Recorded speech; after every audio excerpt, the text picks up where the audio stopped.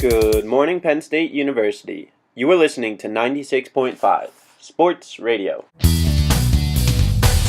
Today, we have a special broadcast coming at you live from downtown State College, where we will discuss how international soccer tournaments are comparable to wars between nations. The World Cup is a thrilling display of soccer prowess, where teams unite from all 7 continents in order to attempt to prove themselves world champions. Not too different from a world war, where countries all over the continent fight for territory, human rights, resources, and so on. President Obama highlighted these reasons for going into battle during his declaration of war against terrorist groups in Syria. Our own safety, our own security, depends upon our willingness to do what it takes to defend this nation and uphold the values that we stand for. Although soccer matches pose a much smaller threat to society, they are comparable to a war between nations because they share many of the same characteristics. While breathtakingly entertaining, the excitement of a World Cup is a mere illusion deterring audiences from the truly cynical warlike characteristics that construct the historical international sport. These characteristics include how players are used as an infantry to defeat opposing nations, the immense nationalism felt by those at home and on the field, and the spur of drama when countries find themselves victorious. All I do is win, no matter what. But the select few teams who have been able to claim the World Cup trophy are those who put in strenuous work on the training ground. The most practiced groups of players work together like a well-oiled machine, similar to an infantry marching to battle. Hold it. Why, you're giving out with the idea that all we do in the infantry is march. But somewhere between hip, choo, hip, ho, well, somewhere we've become more than marchers. We're modern-day specialists. Infantries in both war and soccer both specialize in very similar actions. They both train extremely hard in preparation for each opponent. They defend their objectives, and they always strive for the perfect shot. Great shot, kid. That was 1 in a million. Perfectly put by Ronald Reagan in his speech, A Time for a Choosing. War, and soccer for that matter, are about not letting your opponent get the better of you. Well, it's a simple answer after all.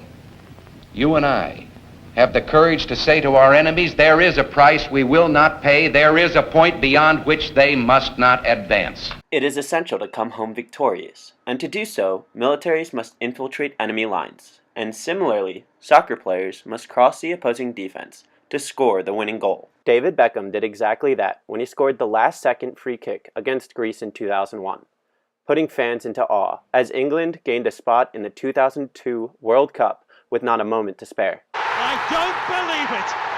David Beckham scores the goal to take England all the way to the World Cup finals!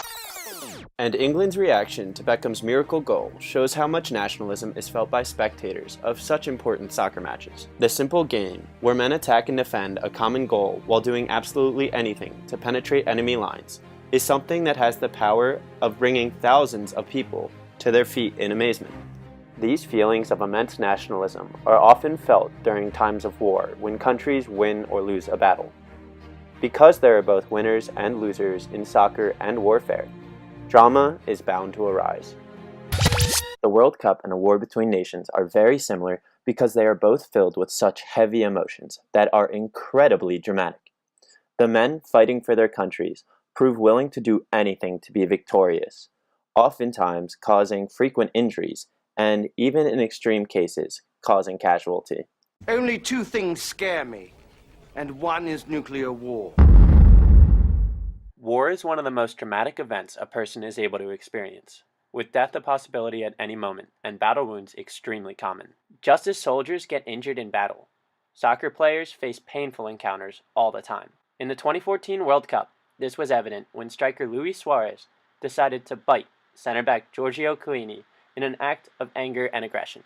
This is BBC's report after the event occurred. Football's world governing body FIFA has begun disciplinary proceedings against the Uruguay striker Luis Suarez after he appeared to bite an Italian player during a World Cup match.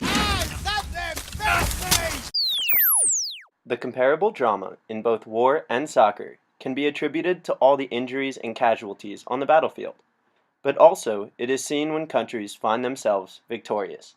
And in 2014, the emotional ending to the World Cup found Germany on top, reigning champions of the world.